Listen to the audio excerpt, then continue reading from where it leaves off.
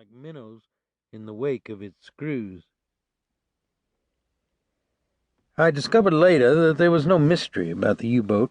It had been caught recharging its batteries on the surface, shelled by a U.S. Navy destroyer, then blown out of the water by depth charges, its spine broken. Since that time it had scudded and bounced with the currents up and down the floor of the Gulf along the Louisiana coast.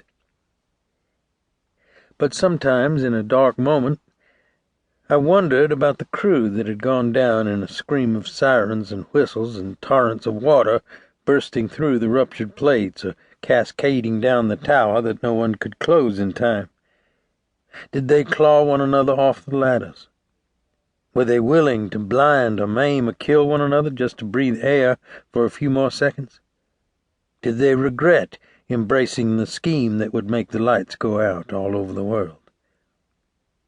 Or were they still sailing beneath the waves, their skins pickled in salt, their uniforms nests for moray eels, their plan to turn the earth into a place of concertina wire and guard towers still on track, as certain in prospect as the phosphorescent and boiling wake of a torpedo, streaking toward a distant ship silhouetted against an autumnal moon?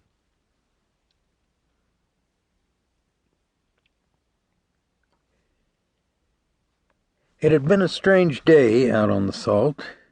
The wind was hot and sear out of the south, and in the swells you could see the shiny backs of stingrays and the bluish-pink air sacs of jellyfish, which meant a storm was probably kicking them in toward shore.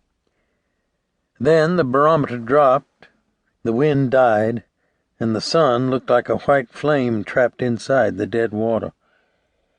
It rained for only about 5 minutes, large flat drops that struck the water like lead shot.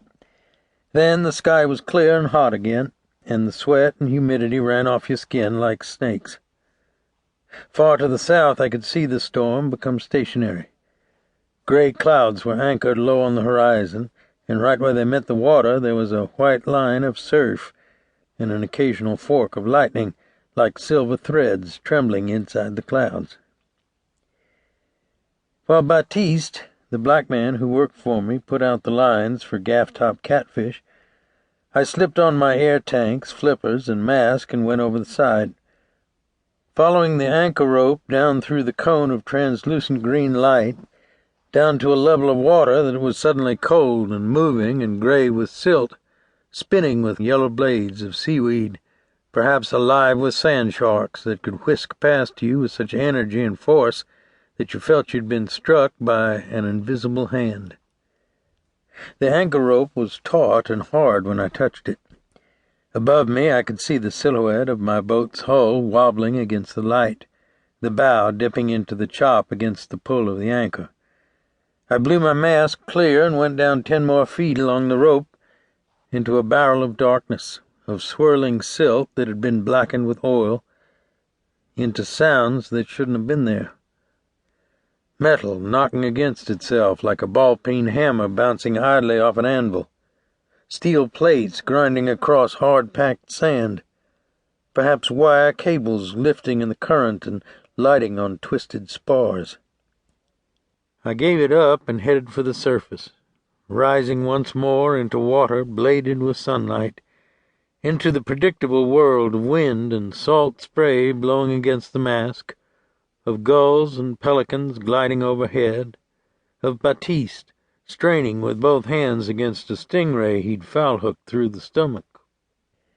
I pulled off my tanks and rubbed my head and face dry with a towel. Baptiste was stripped to the waist, his back knotted with muscle, his cannonball head popping with sweat as he got the gaff into the stingray and lifted it over the gunwale. The gaff had gone all the way through one of the ray's leathery wings. Baptiste flopped it on its back, shook the gaff loose, then knelt on one knee and sawed the treble hook out of its stomach. He wiped the blood off his knife, looked at the bent prongs on his hook, then flung the ray overboard with both hands. "How far down was you, Dave?" he said. 30 or 40 feet, maybe. Ain't smart. There's lots of trash down there.